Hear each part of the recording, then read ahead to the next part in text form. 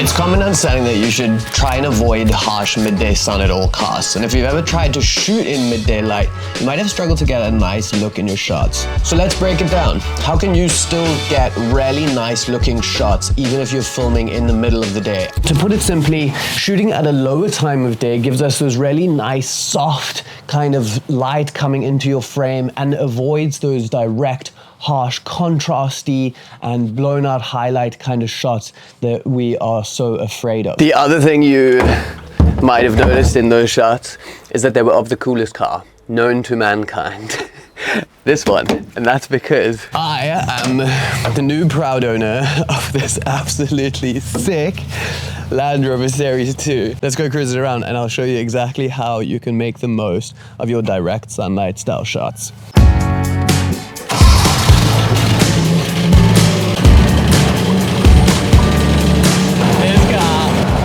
So fun. It drives like an absolute dog.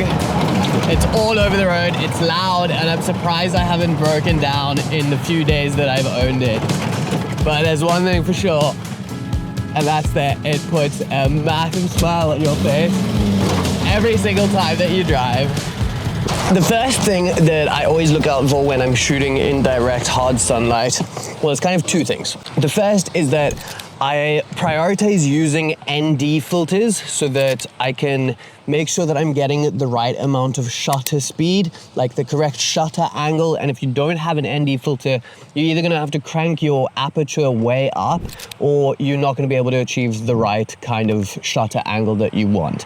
So having an ND filter just blocks some of that light because there is so much of it that you can control your camera from a fourth thing instead of the usual 3 in the exposure triangle. And the second thing within this one tip is that I like to shoot in log footage. And the reason I like to shoot in log footage is because when you are filming in such direct sunlight, it is gonna almost always be a case like this one, where the background is incredibly bright or there's some part of your frame that is much more overexposed than the rest of it. And by shooting in log, you get a really nice flat picture profile with a higher dynamic range so that you can ensure your shadows, like me, but also your background is a little bit closer together on the correct exposure. And then you can use LUTs to re-put it back to how you want it to look. It gives you way more control, it's way better, and it's something that I will always do. I'm gonna talk a little bit more about LUTs and how you can color grade to help you later on, but for now, just focus on ND filters and shooting in log footage. The ND filters that I'm using right now are these really cool ones from Freeworld. They are super nice because everything is magnetic and I can take everything on and off. It has this really nice magnetic cap that just goes on the front. It has hard stops, so I'll never get any weird X patterns or anything in my footage. And the other thing that I will like to use is a mist filter, or as these guys call it, a snow filter. Basically, it just does highlight an even softer roll off and gives you a much more like kind of washed out look, which is good for direct sunlight. I've got one on this shot right now, and if you see if I take it off, it looks a lot more like harsh and sharp and crisp as opposed to when it's on. It kind of just gives that like soft, nice highlight roll off, which is something that we want. Having ND filters means you can literally also like do creative things like get a slow shutter speed, which you would never be able to do without them. So even if I wanted to crank my shutter speed to get some nice motion blur or something like that in my frame, I could do it kind of like this shot right here, even though it's direct sunlight.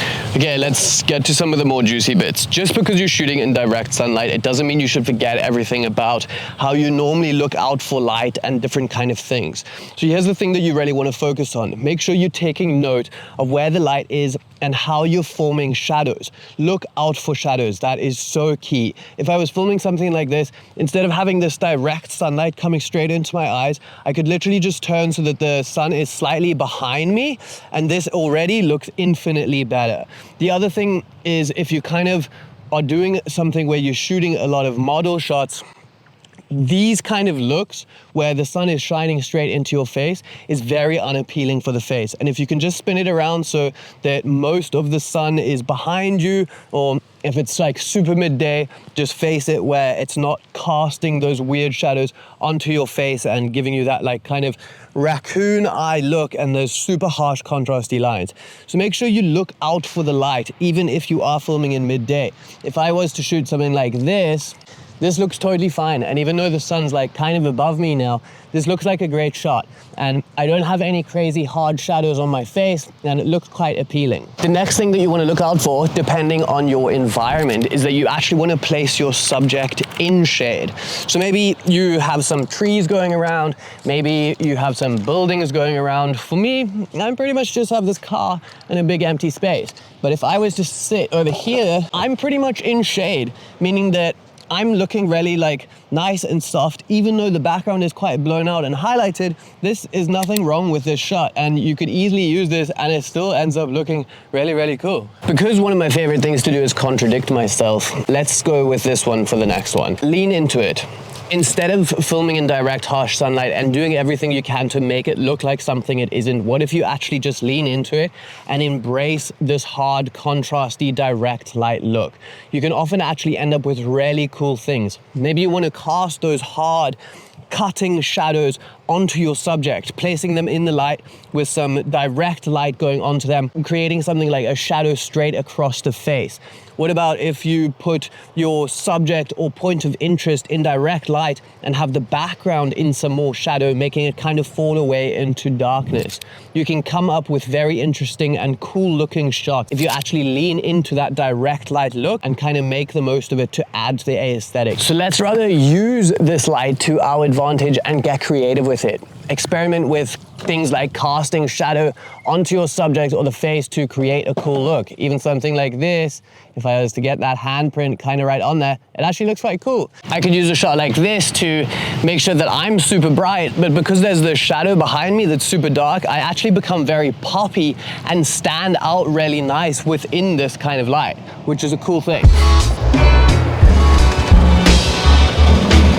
The next thing is going to be underexposed rather than overexposed. See, ideally we can get kind of the correct exposure in the majority of our shots, but I've found that if you're shooting in direct sunlight, it's very difficult to get even exposure across your entire frame, because in a lot of the time you're going to have some part of it where the sun is creating like some really harsh light that's going to be slightly overexposed, and a dead giveaway look of some amateur, not idealistic looking footage is that there's these big blowout highlight parts. Even if it's like this where I have this background, or if I'm looking straight into the sun, this is definitely going to be overexposed. And the first thing that I like to do when kind of going for this, let's say I was just filming straight into the sunlight like this. If I can underexpose the shot, make it look a lot better. So instead of having it overexposed, I can kind of get it somewhere like this, and that looks infinitely better. Even if we are trying to do the thing where we have the sun behind us and our shadows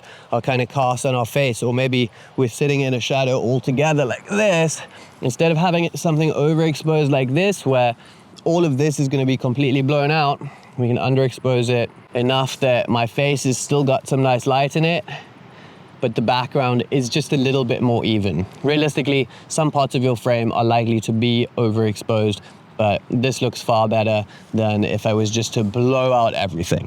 One thing that so many people overlook and don't pay any attention to is looking out for reflective surfaces. Now, this can be a tricky one. It can be quite hard to be in the right environment to have that.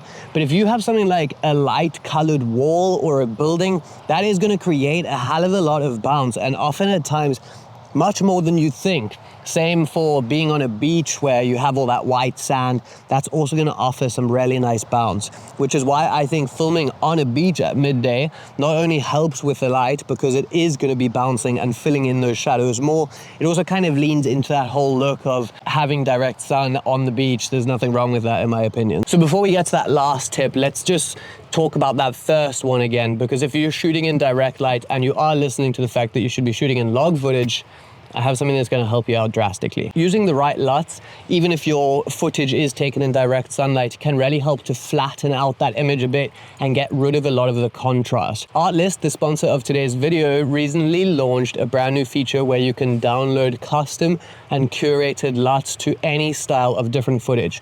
The great thing about this and where it can really help you is that you can filter the LUT by different aspects within the website. So you can filter things that will be like desaturated and low contrasty to help complement that really direct sunshine look. It also gives you all of these little reference videos that you can apply the LUTs that you're looking for. So you could find one that has quite hard sunlight, find which one really like tones it down and gets rid of some of that contrast, and see which one works best on the demo footage that they have on the website before you even download it. Then you can download it and put it onto your website. Artlist is so much more than just LUTs. They offer a huge array of all of the most awesome music so that you can use it in your videos, as well as all of the sound effects. It's an absolute must as any creator, and they were also kind enough to hook us up with a discount. And if you want to check it out, it's going to be the first link of the description. Artlist, essential for any creators. Go and check it out. Okay, well, I'm gonna go jump in the water, have a little surf. I didn't bring this board for nothing. But before we do that, let me tell you this last tip. It's gonna be to plan out your shoot day properly. See, if you have a full day planned of shooting in maybe multiple different locations, the best way to do that is before you actually head out, you need to plan out which location is gonna work best for that time of day and light and condition. If you have some locations that are gonna give you access to a lot of shade, maybe it's like a forest or it's in a city where there's lots of buildings next to a big mountain, I would suggest placing those locations in your midday slots of shooting, and then put the locations that are maybe really exposed and open, or that you want that really soft light. If you're gonna be shooting models or something, getting close-ups of their face, maybe you wanna do that when the sun is nice and low in the sky, either right at the beginning of the day or at the end of the day. So move around your locations to be appropriate for where the light is going to be, and keep the light in mind. Shooting in a forest in midday, no problemo, because it looks super shady and nice. It's going to look beautiful anyway. Maybe it's on a beach, put that in the midday, because that's going to lean into the look of that like summery, hard, beach, hot kind of look. But then you want to shoot some close-ups of a model in like a beautiful flowy dress. Maybe you want to do that at sunset or sunrise. So just plan it out a little bit. Make sure you have thought about which location is going to work best at that time of day. Other than that, that is going to be me for the day.